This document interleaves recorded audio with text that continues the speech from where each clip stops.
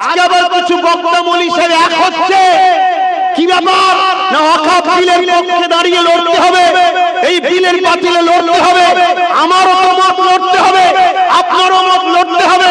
ঠিকই বলেছেন লড়তে হবে, কিন্তু আমি জানতে চাইছি তাদের ঘরে বিগত ৭৭ বছর ধরে আপনারা বিভিন্ন সময় বিভিন্ন গভর্নমেন্টের দালালি করেছিলেন, তারাও তো লুটেছিল, তখন চুপ ছিলেন কেন? এই জবাব এই ডাক্তার উলামাকে দিতে হবে না হবে না? দরকার আছে না নাই? আমি কি আপনাদের ভুল বুঝাচ্ছি? না হয় মনে করবেন আবার নতুন করে ঠকতে হবে, নতুন করে ঠকতে হবে। কি ঠকতে হবে?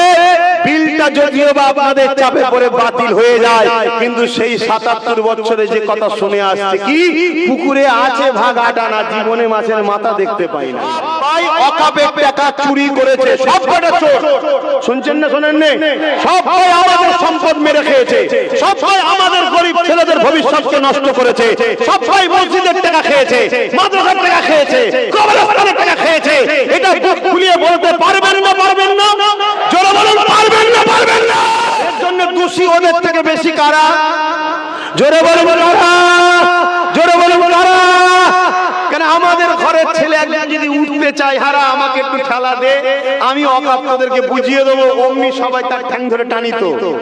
ওরা খাচ্ছে খাক, আমার ঘরের ছেলে না উঠে পড়ে। কথা বুঝে আসছে? এই খসলতের জন্য আমরাই সব থেকে বড় দোষী। যদি বিলকে সংশোধনের নামে দখল করতে পারে, শুনে রেখে দাও, তোমার আমার ভবিষ্যৎ পুরো মাটির সঙ্গে মিশে যাবে। একদিন বাইরে কাজ যাচ্ছিল, একটা দুটো করে মাছ ছিল, এবার শেষ। আপনারা নিশ্চয়ই জানেন কেন্দ্রে এক সরকার বসে আছে, পুরো দেশটাকে তছনছ করে দিচ্ছে, করছে না করে না? একটার পর একটা দেশের সম্পদকে বিক্রি করে চলেছে। যা তারপরও ধর্মসভায় এসে ওই বিষয়ে আমরা কথা বলিনি, কোনোদিন বলতে চাইছি না। কিন্তু আজকের যে বিষয়, আজকে সে একটা বিল পাস করতে চাইছে, ওয়াকফ 2024 ওয়াকফ সংশোধনীয় বিল। সেই বিলের নামে আজকে সে কি করছে?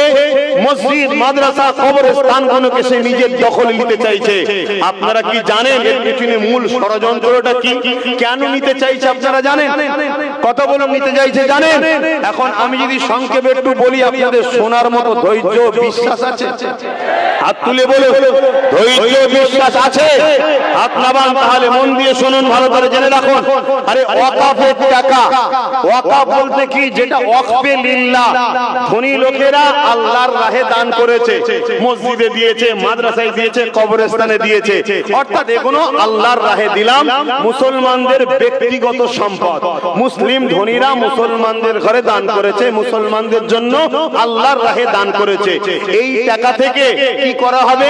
মসজিদ নির্মাণ, মাদ্রাসার উন্নতি, কবরস্থান উন্নতি এবং মুসলিম গরিব ছেলেদের পড়াশোনার বিকাশের জন্য খরচ করা হবে, যাতে করে আমাদের ছেলেরা পরে ডাক্তার হয়, উকিল হয়, জজ হয়, আইপিএস অফিসার হয়, ডব্লিউবিসি অফিসার হয়, বড় বড় শিক্ষিত ছেলেরা গড়ে ওঠে। এর জন্য কিন্তু পূর্বপুরুষরা, ধনী লোকেরা, মুসলিম ধনীরা এই সম্পদকে আল্লাহর রাহে উৎসর্গ করেছিল। সেই সম্পদ বাড়তে বাড়তে বাড়তে বাড়তে বিশাল অর্থের একটা টাকা, যাই হোক, সম্পদ তৈরি হয়েছে। কিন্তু এই সম্পদকে দীর্ঘ ৭৭ বছর ধরে যে কোনো হুকুমত এসেছে, সবাই কিন্তু লুটে পুটে খেয়েছে। সবাই মুসলিম গরিব ছেলেদের পড়ার জন্য দেয়নি, তাদের পিছনে খরচ করেনি। হাজার হাজার মসজিদ বিরান হয়ে শেষ হয়েছে, উন্নতি না করার পিছনে খরচ না করার জন্য। ওই টাকা থাকার পরও খরচ করেন। আপনারা শুনছেন নামাজের দিকে সময় যাচ্ছে, তাই তাড়াহুড়ো বলছি। এই টাকা কিন্তু সবাই লুটে পুটে খেয়েছে। সবাই কি করে খেয়েছে? লুটে পুটে খেয়েছে। বলুন সবাই কি করেছে? আওয়াজ দিয়ে বলুন সবাই কি করেছে? তাহলে সব ভাই ওয়াকফের টাকা চুরি করেছে, সব কটা চোর। শুনছেন না শোনেন না? সব ভাই আমাদের সম্পদ মেরে খেয়েছে, সব ভাই আমাদের গরিব ছেলেদের ভবিষ্যৎকে নষ্ট করেছে, সব ভাই মসজিদের টাকা খেয়েছে, মাদ্রাসার টাকা খেয়েছে, কবরস্থানের টাকা খেয়েছে। এটা বুক খুলিয়ে বলতে পারবেন না পারবেন না? জোরে বলুন পারবেন না পারবেন না? কিন্তু আজকে সবাই যখন খাচ্ছিল, ওরা কিন্তু কেউ বিল তৈরি করে খায়নি। এই শুনছেন না শোনেন? সবাই বিল তৈরি না করে, বিল কেউ করেনি, অবৈধভাবে খেয়েছে, বিনা বিলে খেয়েছে। কথা মাথায় ঢুকছে? কিন্তু আজকে কেন্দ্রের সরকার হঠাৎ করে বিল করতে চাইছে কেন? একটা প্রশ্ন তো। ইও তো দীর্ঘ বিগত দিন খাচ্ছে, ইও তো বিগত দিন বিল ছাড়া খেয়ে ইও খাচ্ছে, খায়নি নয়, সব কটা খায়। আর এর জন্য দোষী ওদের থেকে বেশি কারা? জোরে বলুন কারা?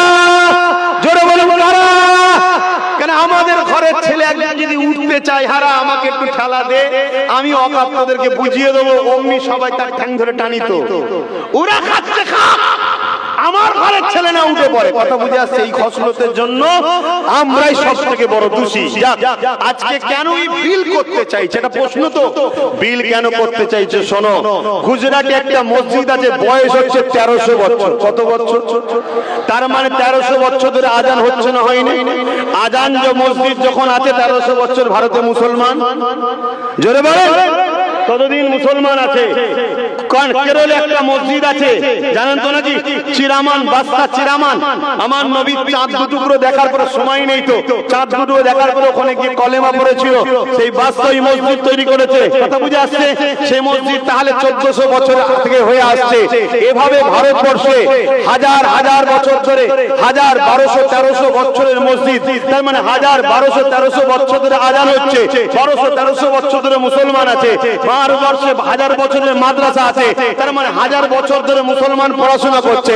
ভারতবর্ষে 1000 বছরের কবরস্থান আছে, তার মানে 1000 বছর ধরে মুসলমান মরছে, কবরে দাফন হচ্ছে।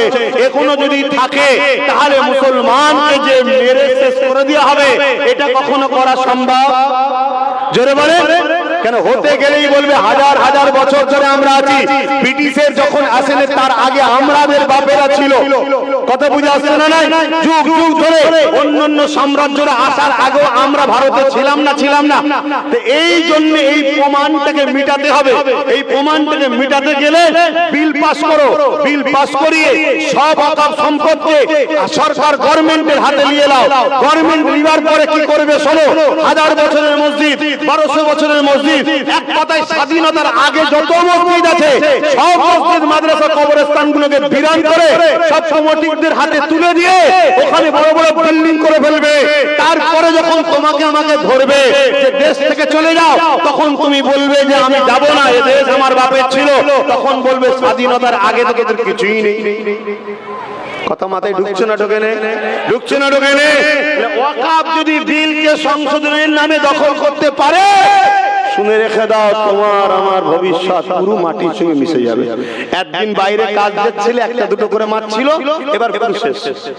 তাহলে বলো, জীবনের বাজি লাগিয়ে জান মাল দিয়ে হলো এই ওয়াকাফ বিলের বাতিলে লড়াই করতে হবে না? হবে না? জোরে বলুন, হবে না? হাত তুলে বলুন, হবে না? কিন্তু নেতৃত্ব কার মানবেন? যারা 77 বছর ধরে বিনা বিলে খাচ্ছিল, তাদের পিছনে দাঁড়িয়ে লড়বেন নাকি? কথা বলেন, তাদের পিছনে লড়বেন নাকি? কারণ তারাও তো আমাদেরকে লুটেছে। তাহলে সবই তো একদিকে। কথা মাথায় ঢুকছে না? ঢোকে না? তো ভাইয়েরা, লড়বেন কার পিছনে? আজকে আবার কিছু বক্তা মৌলী সাহেব এক হচ্ছে। কি ব্যাপার? না ওয়াকাফ বিলের পক্ষে দাঁড়িয়ে লড়তে হবে, এই বিলের বাতিলে লড়তে হবে, আমারও তো মত লড়তে হবে, আপনারও মত লড়তে হবে। ঠিকই বলেছেন, লড়তে হবে। কিন্তু আমি জানতে চাইছি তাদের ঘরে বিগত 77 বছর ধরে আপনারা বিভিন্ন সময় বিভিন্ন গভর্নমেন্টের দালালি করেছিলেন, তারাও তো লুটেছিল, তখন চুপ ছিলেন কেন? এই জবাব এই আপনার উলামাকে দিতে হবে না? দরকার আছে না? আমি কি আপনাদের ভুল বুঝাচ্ছি? না হয় মনে করবেন আবার নতুন করে ঠকতে হবে। নতুন করে ঠকতে হবে। কি ঠকতে হবে? বিলটা যদিও বা আপনাদের চাপে পড়ে বাতিল হয়ে যায়, কিন্তু সেই 77 বছরে যে কথা শুনে আসছে, কি পুকুরে আছে ভাগ আটা না, জীবনে মাছের মাথা দেখতে পাই না। এরকম ঘটে না? ওই পুকুরে আমার চারানা আছে, মাছ পাঁচ দৌড়, মাছ মাথায় জীবনে দেখিনি। তার মানে কি ঝেড়ে খাচ্ছে না, খাইনি? ঠিক এই জিনিসটাই হবে। অতএব সুযোগ যখন আল্লাহ দিয়েছে, সংগঠিত হয়ে লড়াই করতে হবে। তাদের পিছনে লড়াই করব যাদের দিলে রাসূলুল্লাহর প্রেম আছে। জোরে বলুন সুবহানাল্লাহ।